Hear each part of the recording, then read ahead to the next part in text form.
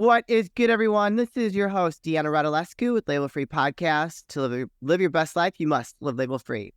As always, bring you incredible guests from all over the world, so sit back, relax, and tune in.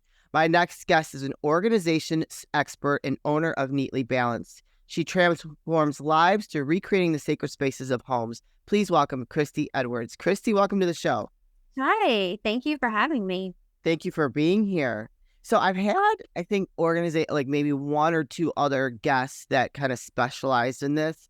Okay. And I always feel like it takes a special kind of person with a special skill set to be able to help others become organized. You know what I mean? So Yes. How did you fall into this space? It started probably at this point almost 20 years ago. I moved to Nashville from a really small town in North Carolina in 2005 to be a nanny in the music industry. And it started really just very organically. We would travel 4 and 5 and 6 days a week. And the little bit of time we would be home, I would still normally nanny for the people that I worked for on the road because they would have meetings or interviews or recording or whatever scheduled here at home. And it just sort of turned into like, hey, could you clean out, the kids' closets today? Or could you kind of pull some toys that they're no longer playing with? We just need to clean out some clutter. Yeah. And just because the kids and I would be out and about a lot during each day, I would just end up taking their stuff to Goodwill. Yeah. I was like, I'll donate it for you. It's fine, whatever. And I just kept noticing time and time and time again, every time I would go to Goodwill with this bag of goodies that I think is just so great that we're choosing to donate, these people just seemed annoyed that we were there. And they would just sort of glance over their shoulder and be like, just dump it in that bin. And I was like, oh, there's books in here. And what if we break something? And just after a few months, started kind of getting annoyed and thought there's got to be other places we can donate to that will still help people, but isn't maybe as irritated that we're bothering them as it seemed, these places were being. And so I just started researching. And it very quickly grew from there to where they would tell their friends or I would tell my friends, hey, if I have a day off, I'd love to organize for you. And I think sort of the first moment I realized, hey, I could be an organizer was probably in like 07 or 08. I had a friend that had a baby and I was completely broke. And I said, I don't really have enough money to go and buy you some, really nice baby gift. But what if I just come over to your house for 2 or 3 hours and give you the gift of time? I'll do whatever you need me to do. And she was just like, please do this for everyone that has a baby. This is the best gift ever. And I ended up organizing her nursery and I put together the diapers and the wipes and all the stuff, set up her nursery for her. And I realized I was pretty good at it. That's awesome. That's awesome. And obviously you have the skill for it. So I guess some questions for me would be like, what are some common things that people struggle with when it comes to organization? Getting rid of things. Oh, yeah. Most by and large, by landslide. Why do you think that is? I'm just curious. I hear from different clients, different things. I have several clients who grew up very poor and just kind of have this scarcity mindset of like, oh my gosh, even though we live in this giant home now, we could go back to being that way. And so they tend to hold on to everything, sort of this just in case scenario. I have other friends or clients. Most of my clients end up being friends. Yeah. Like when I've been in your home and in your like intimate spaces, we all end up kind of having coffee afterwards. I have a few clients who just are like, well, these things are sentimental. My parents have passed away, or this was my grandmother's china or whatever. And it's sort of things like that. I mean, it can be a multitude of reasons, but those are the two that we hear the most is either scarcity mindset or, family heirlooms or things that are really important. And how do you deal with that if you're like in their space trying to get rid of stuff for them? Is it like a battle sometimes to get them to let it go, or what? How do you handle that? I like to think that I'm really friendly. I'm never trying to be a tyrant that's like, it has to go. Yeah. But I think a big component of Neatly Balanced that, from what I've heard, sets us apart from most other organizing companies is we actually intentionally seek out organizations that are helping those less fortunate. And we never just take our stuff and dump it on somebody. Yeah. So we actually contact the organization that we partner with and say, hey, I have a lot of baby items, or hey, I have men's clothes, or hey, I have some food from somebody's pantry they're not, eating or whatever. Yeah. What do you need? And then we physically will take the items that they specifically request so that everything is getting taken where it is truly needed. Oh, I love And that. when we tell our clients that, every single time without fail, they're like, oh, well, here's another couple extra blankets, or here's another pair of shoes, or here's 3 more of my kids' books, or, Yeah. and when they realize it's going to people who actually need it, it encourages them to get rid of more. So it doesn't end up being a battle, so to speak. They're a lot more willing when they kind of hear the backstory. I loved that, and I don't think the other, I think it was 2 other ladies I talked to, they didn't do that at all. They just came in and helped organize, so I think that's Yeah. fantastic. Have you ever dealt with it like a hoarder? A couple times, yes. Ooh, girl, tell us about that. Yeah, it was, actually one of them was a little bit, disabled. Not extremely, she could get around, but she was just older, and she just sort of felt overwhelmed. So I think she would probably classify as a hoarder, but not intentionally. She just said, none of my family lives here. I have no way to clean this stuff out. I'm older. I can't lift heavy things. It's just sort of accumulated. And by the time she called me, she was ready to just like wipe the house out. She was like, Yeah. take everything, get rid of it. I don't want any of it. So it was, Yeah. it was quite the undertaking, but she felt amazing when we finished. She was so excited. Yeah. So for me, I used to live in a fairly bigger home in my townhouse, and then when I moved in with my husband, we moved into a smaller space because we both have properties and we don't know what we're going to do yet because we ultimately want to move to Florida. And so I've had to like really downsize. And I remember it's hard and when I'm in a smaller space, we have so much stuff to keep things real organized. And that makes me feel like, and I'm not sure when you talk to your clients, like feel very scattered. When things are organized and neat and clean, it just like my brain is scattered. It really throws me off. So it's like, Yeah. I gotta clean the house. I gotta clean the house. I gotta get things organized. So like, what do you think about that with your clients? I think I'm probably in a little bit of a different situation because formerly being a nanny, I I had several families actually that I nannied for that, the moms would call me in a panic and be like, "Where are my son's cleats? Do you remember where you put them? Like, where's my daughter's favorite lovey? We can't find it." Yeah.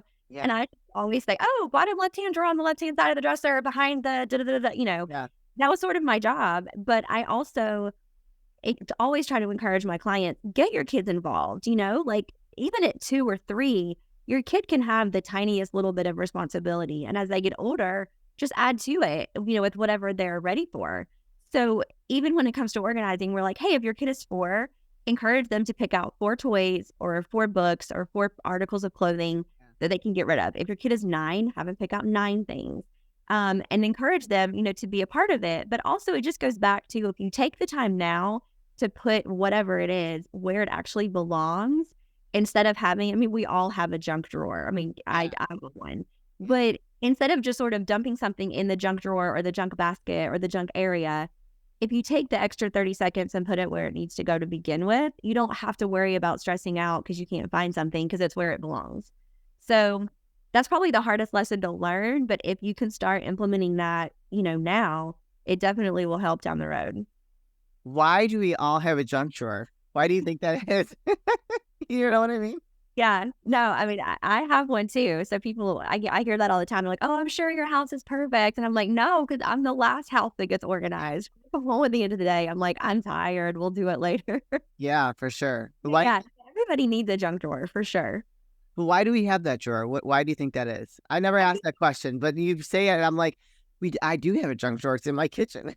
Yeah, no, mine is too. And I think it is because there are going to be those moments where your hands are full or you have a crying baby or your husband's like, hey, catch this, I'm dropping it or whatever. And you just got to like lay something down really quickly. And I think for me, that's what the junk drawer is for. It's just for like, hey, for the next 5 minutes, this has got to go in here. Yeah. And I regularly clean it out. I'm always like, what are these paper clips? Like, why did paper clips end up in the kitchen? Like, what are we doing with it? So you just have to, it's good to have one, but it's also good to consistently clean it out and get things where they belong. This is a reminder, go clean your junk drawers, everyone, because they'll not need to do it. And so what does the process look like for you when you take on a client? Do they call you, go through like an intro call, kind of like, what we did before this recording? And what does that look like? Yeah, it's literally different for every single client because we do travel nationwide and we currently have clients in 5 states. So, for someone who's local to the greater Nashville area, we will go in person and we do a free consultation where we will just say, look, show me every single space, even if it's 5 years down the road, that you might want us to come in and organize. And we make notes or we talk through, what's your long-term goal for this? What would you like this to become? And then we put together what we think would best serve them. So we can put together packages. We also offer memberships if there's something they want to have as like an ongoing thing. So we just sort of try to curate what we think that might work best for them. But then at the end of the day, we send them an email with sort of everything printed out of what we think, but it's always left in their lap. So it's like, hey, if this isn't in your budget right now, or if you want to start small and add, we offered every single client is different. Yeah, no, I'm sure. Instagram, some people find us. We wrote the news recently, so we got a lot of calls from the news. So it's all over. Congratulations. That's awesome. And so I saw on your website you have memberships. So I was like, oh, this is very interesting. Tell us about that. Yeah. So we just launched those a couple of months ago because what we kept hearing from clients is, oh my gosh, I wish you could come every week, or I wish you could be here every month. I wish I could afford to have you all the time.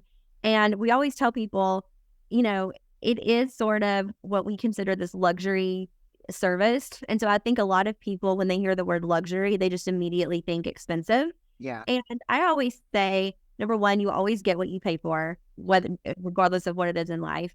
And also, you can always afford what you need. For some people, you might have to give up Starbucks every day to get us, but what's more important, your Starbucks coffee or having an organized home? You know what I mean? So we don't ever come across pushy, but we're always like, look, if you need this in your life, you will and can find a way to make it happen. So we sort of put together these membership packages for people who want us to come on an ongoing basis. We can come once a week, every other week, once a month, or quarterly. Yeah. So you get, a couple hours if it's every week. You get 3 hours if it's every other week. You get 4 hours if it's one. So it's like the less we come, the longer we stay each time to be able to, make you feel like it's worth your time and your money. Sure. I think that's freaking genius. Yeah. Awesome. And let's just be clear, the difference between coming and organizing versus cleaning, right? Because some people might confuse that. Yes. There have been, we'll do simple things. Like there are times where we clean out a closet and it might be a hardwood floor and there's dust everywhere. Well, I'm like, give me your vacuum. I'll vacuum this out. It takes 10 seconds, Wow. But no, we're not going to come in and steam clean your carpet. Yeah. Or empty your dishwasher. No, it's just more things like that to help the space look cleaner when we finish. Well, yeah. And so can you give an example of maybe like before, like what the room looked like, and then afterwards, and some of the stuff that you did to implement to get it more organized? We always tell all of our clients, we try to be attainable and something that you can continue once we are gone. So we try to just make it very easy. We're not going to come in. Unless that's what you want, we don't normally come in and color coordinate things like rainbow colors. We're more of, it's more focused on purging. So again, we go back to that component of let's help others. And every single client, no matter who they are, has too many dishes or too many shoes or too many toys. So we're going to go in and gently say, okay, hey, what's actually being utilized? Are you riding this bike every day? Are you reading these 1,200 books every day? What can we clean out? And so we always start with the purge. We're like, what's going to go? And once we figure out what is going to leave, then we work with what they're keeping to make it make sense and have it in a more organized fashion. So, if it's a clothing closet, that looks like we're going to hang all of your tank tops together, all of your short sleeve stuff together, all of your long sleeve stuff together, and so forth. If it's more of like a kid's closet or a kid's playroom, again, former nanny, I'm like, just make it simple. Instead of organizing the books and the baby dolls and the Barbie dolls and the trucks and stuff, I'm like, if your kids are 2 and 3, they're never going to put this stuff where it belongs. Just have a great big box or toy box or whatever. And just say, you know what, all the toys go in this basket. Yeah. And if you can start, your 2 or 3-year-old, we even sing like the little cleanup song to make it fun, like just sing the song and put everything in this one basket. As they get older, you can separate and make it a little more meticulous at that point, but you just have to start somewhere. And you'd be amazed at the people that haven't even started back at square one. Oh, I believe it. Like here. See, I have no problem getting rid of stuff. I love it. Like if I'm in the mood to purge and I have time, I'm like, okay, go. I haven't worn this in like years, like I have no problem. but it's always like finding that time to really sit down and focus on. And I think that's the overwhelming part for a lot of people, is having to do it on their own and make that decision to get rid of something. Well, and that's our number one tip that we sort of give out for free when we go to talk to clients. We say, if you'll take 5 minutes every year on New Year's Day. I mean, who has plans on New Year's Day? Everybody. We're all hungover. Yeah, everybody's recovering from New Year's. So I'm like, listen, take 5 minutes in each closet every single year on January 1st. Take out every article of clothing and turn your hangers backwards to where the end of the hanger is like facing you. Yeah. And then as you wear things and wash them and hang them back up, hang the hanger back in the closet correctly. And at the end of the year, any of the hangers that are still hanging backwards, it's an easy way to see that you've not worn that item. Yeah. So I'm like, if this item has hung in your closet for 12 months and you've not worn it, you should probably let go of it. And you would be amazed at the people that will call us in December and they're like, we just did it. We have like 3 trash bags full of clothes for you. Oh, wow. That's awesome. What a great tip, though. I never thought of that. Yeah. So much clothes. I'm just a total fashionista. Like, it's hard for me. Like, I'll get rid of clothes. I have no problem. But some of the stuff that you'll never see again in the store is stuff I keep, even if I haven't worn it, because it's just like, oh, that's just a piece that you never see again, and I'm going to hang on to it. I love it. What is the hardest, besides clothes? I think clothes is probably the hardest, but what's the hardest space for people to keep organized? Their kitchen pantry. Oh, yeah. Get so many requests for kitchen pantries. It's not funny. Yeah, I can see that. Yeah, and that's got to be because I had a big pantry at one point, and I remember like, this is always such a mess. Like, what are some like top couple tips that people could implement right away to keep their pantry organized? Yeah. Well, again, going back to the whole kind of, I mean, I think in my heart, I'm a minimalist. I realize not everyone is that way. I for sure am. I'm like, I don't collect things. I collect memories. So I would much rather spend my money on a fabulous trip somewhere. I'm not a shopper. I don't enjoy shopping. But for those who want to be a minimalist, I always say, you don't have to go spend $1,000 on organizing bins before you organize. We can do that if you want. And if you have the budget for it, sure. But I don't want any clients that contact us to feel like, oh, okay, so I'm paying for her services and I'm going to have to go to the container store and buy, a million different containers. Yeah. I just say, make it simple. I'm like, put your cereal together, put all your soups together, put all of your kids' snacks that your kids are going to want to grab every day, put it on the bottom shelf where they can walk in and easily grab it. Again, if you have extra baskets lying around or bins, great, we'll utilize that. But to me, I try to make it, again, attainable and easy and inexpensive. So if you have baskets, we'll put it in baskets. If not, just use the shelving or whatever you have. And, again, just try to separate like items together. I love it. Perfect. Where can people find you, connect with you, and learn more about working with you, Kristy? We have a website. It's neatly-balanced.com. I've had a lot of people say, I can't find you. And I was like, did you remember the dash? There's a dash there. So it's neatly-balanced.com. We're on LinkedIn, Facebook, TikTok, and Instagram at Neatly Balanced with no dash. So they can email us. The link is on the website and also through social media. I'm most active on Instagram, but we're on all of the things. I'm going to put those links in the show notes, you guys, so don't hesitate to go reach out to her. And if you're interested in learning a little bit more about her organizing services, shoot her a message, go follow her on social, and then, go from there. But she also has a lot of other stuff on her website, not just about organizing. You want to share that with us what else you have on your website? Yeah. So I specifically chose the name Neatly Balanced because, the neat part comes with the organizing, but balance is really important to me to live a balanced life in every way. So for my husband and me, that means like during the week, we eat really clean, healthy diet, no alcohol, no sugar, no fast food, no fried food. It's like really kind of 80-20 kind of rule. And then on the weekends, if we want to have a brownie or if we want to go have a couple drinks or whatever, so that's kind of for the weekend. And we both are really into exercising, but also traveling and things like that. So the website sort of encompasses all the things that I'm passionate about, and it helps encourage people to live a more balanced way. Kristy, this is the part of the show where I like to ask for last words of wisdom or advice. What would you like to leave with us today? Goodness, I could go really deep. I could go really superficial.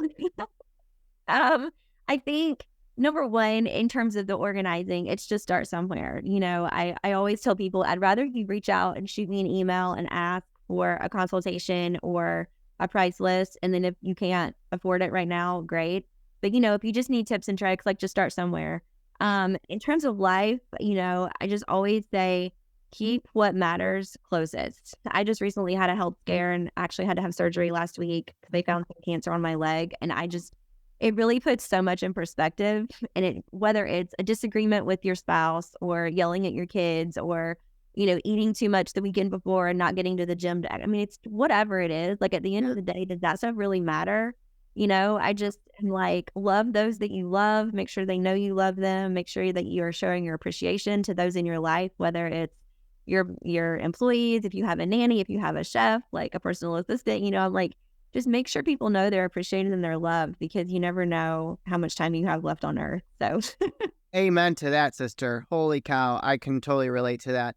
Yeah. Well, congratulations to you on all your success and what you have created. I think that it's awesome that you go and you help people get organized and you give back to the community by stuff that people get rid of. I think it's you've got such a great footprint for yourself and it's amazing. Yeah. Yeah.